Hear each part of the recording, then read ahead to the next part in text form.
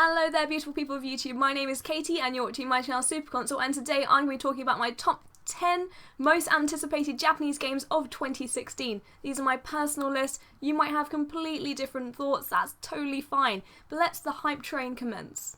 At number 10 we have The Last Guardian. PlayStation's last E3 was one of those press conferences I think I'll always remember. I was in LA working and watching the stream from Media Room and literally flipped out when I saw the first few seconds of the trailer.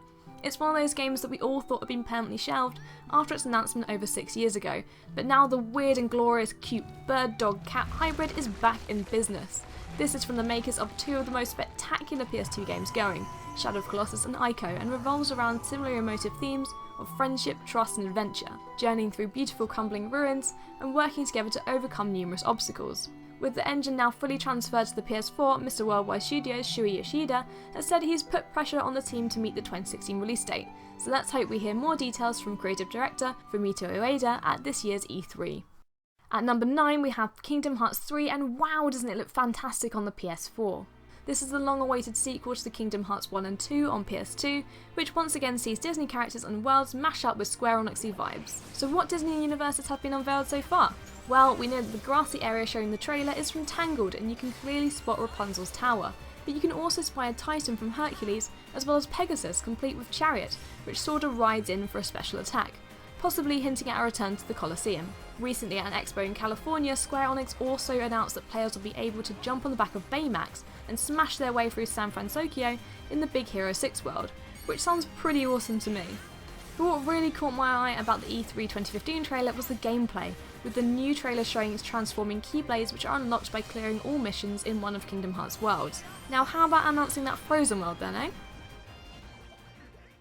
At number 8 we have Pokken Tournament for the Wii U. Back in 2013, I sat down with Pokemon X and Y director Junichi Matsuda and chief designer Hironobu Yoshida to talk about the 3DS game's development, but also slipped in a cheeky question about a certain video which we'd seen on the internet of a Lucario fighting a Blaziken in a 3D straight scene. After a sly wink from Matsuda, I knew it was more than just a tech demo, and now here we are in 2016 with the Pokemon fighting game's release date officially being announced as 18th of March for both North America and Europe. We've also had some more details on the game's modes, with single battle, local battle, online friendlies, online ranked, and LAN support for up to 2 linked Wii U's for a local 60 FPS match. Most of the Pokemon announced for the fighter title have been pretty macho so far, with the likes of Charizard, Mewtwo, Garchomp, Gengar, Machamp, and Pikachu in a Luchador mask. And then they went and announced Chandelure, because why the hell not? Jumping at number 7 is Ace Attorney 6.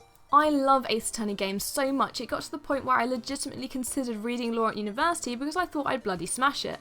I truly wanted to be Emma Skye, but eventually I gave up my dream of becoming a forensic expert and settled for just playing along with Phoenix Wright, Miles Edgeworth and Apollo Justice instead.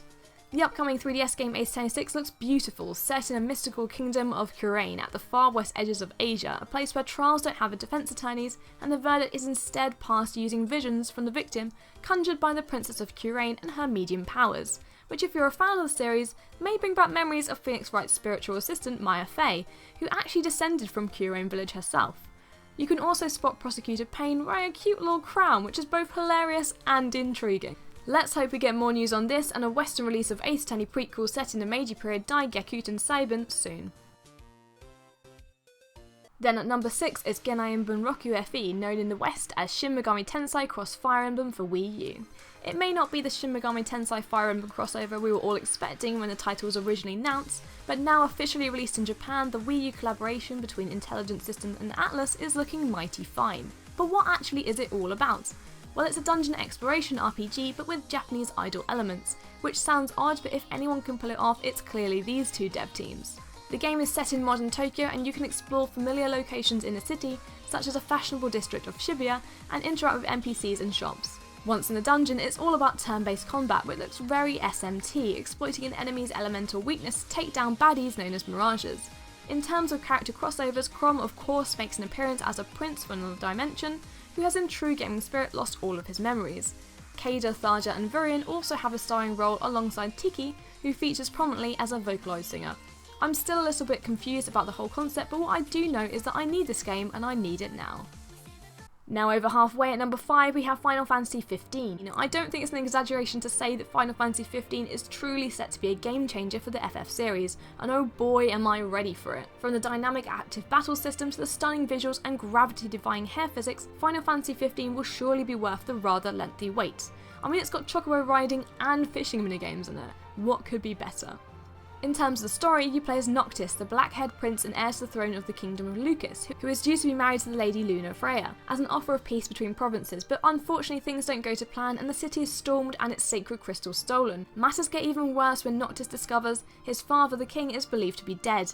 Luckily for Noctis, his royal blood gives him the power to form spectral weapons from thin air, which comes in pretty handy when he and his companions must steal back the crystal. You know, for reasons. Final Fantasy 15 director Hajime Tabata seems pretty confident that the game will be out before the end of the year, so let's hope everything goes to plan. At number 4 we have the 3DS game Fire Emblem Fates. Fire Emblem Awakening was arguably one of the best games to grace the 3DS, so it goes without saying that your finger should definitely be hovering over that pre-order button. Known as Fire Emblem Ifu in Japan, developer Intelligent Systems has gone and done a Pokemon with this entry, releasing not one, but 3 versions of the game, each with different storylines, Birthright Conquest and Revelation as DLC. The overarching story follows your customizable avatar, who finds himself stuck in the middle of a war between 2 kingdoms of Hoshido and Nohr, and it's your choice which side they belong to, and by choice I mean it depends on what retail version of the game you buy.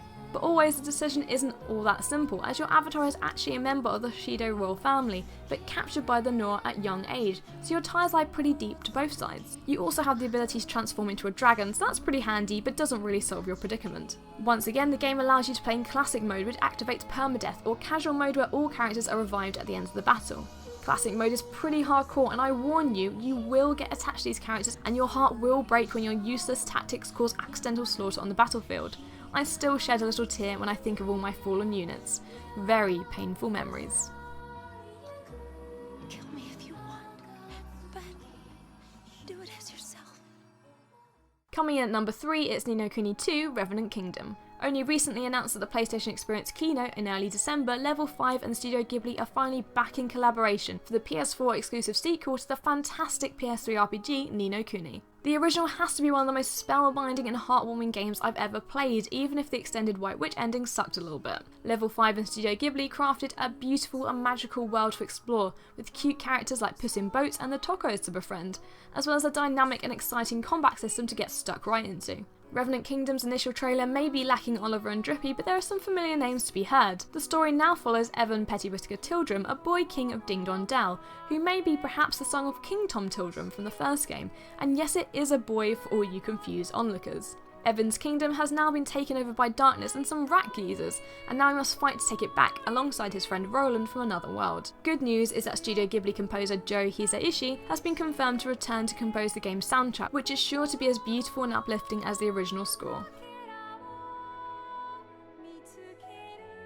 Moving in at number 2, we have Persona 5, the highly anticipated next installment in the widely celebrated Persona franchise. Persona 4 Golden for the PS Vita has to be one of my favourite games of all time. It just had it all: fun gameplay, depth, amazing character development, gorgeous anime cutscenes, side quests, social links, a beautifully realised gaming environment, and some really challenging battles that were totally worth the grind. Coming out on the PS4 and PS3, Persona 5 looks to build upon everything that makes the RPG series great, with the game set in Tokyo, predominantly Shibuya, clashing ordinary events with school life at Shujin High School, love and friendship with a dark, extraordinary and downright bizarre situations. As in the previous games, a high school group of friends discover and unlock their hidden personality, their persona, granting them otherworldly powers to take down the dark side of society. But Persona 5 director Katsura Hashina has revealed that the new masked protagonist will act more as a roguish anti-hero with a phantom thief side, in a stark contrast to good guy Yu from P4. Also, is it just me, or does anyone else think that the P5 protagonist looks a lot like Vincent from Catherine? Dungeons also seem to be far more dynamic this time round, with sequels in the trailer showing platforming elements and dashing between cover to creep up on shadows. While I'm more than just a little attached to the cast of P4, I'm excited to meet the new crew and find out what mysteries lie ahead in P5, set to release summer this year. And of course, rounding this off at number 1, we have the as yet unnamed Legend of Zelda game for Wii U. This is another game we've been waiting for a long old time, with delays knocking back the initial 2015 release, but early footage indicates that this will be well worth the wait. Shaking things up with the open Hyrule experience, Eiji Aonuma is focusing on creating a vast gaming landscape to freely explore as you gallop across wide open plains on Epona's back, allowing you to visit dungeons in any order you like and come across strong enemies on your travels. Since the latest trailer was unveiled, there's been a lot of speculation over Link's gender and why exactly that book is strapped to Epona's saddle. Aonuma suggested in past interviews that with this latest Zelda title, the team have been quite brave in breaking away from conventions, and even goes as far to suggest that things you would normally expect in a Zelda title may not be what they seem this time around, such as Zelda being a princess. The question also remains whether this title will remain a Wii U exclusive at all, with the rumoured possibility of a dual release on codename Nintendo NX late this year. We can speculate all we like, but whatever the case, Linkle or no Linkle, I absolutely can't wait to explore the beautiful land of Hyrule all over again, making Zelda Wii U my most anticipated Japanese game of 2016.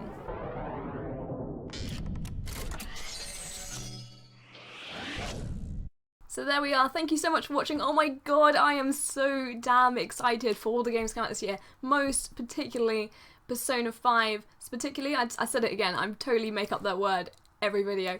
Most particularly, I'm looking forward to Persona 5 and Zelda Wii U. Oh my god, I just can't wait. I bloody love Zelda. I am so hyped. Right, thank you very much for watching. As always, if you enjoyed this video, leave a like. If you want to tell me your top 10, I'd love to hear it. Put it down in the comments below.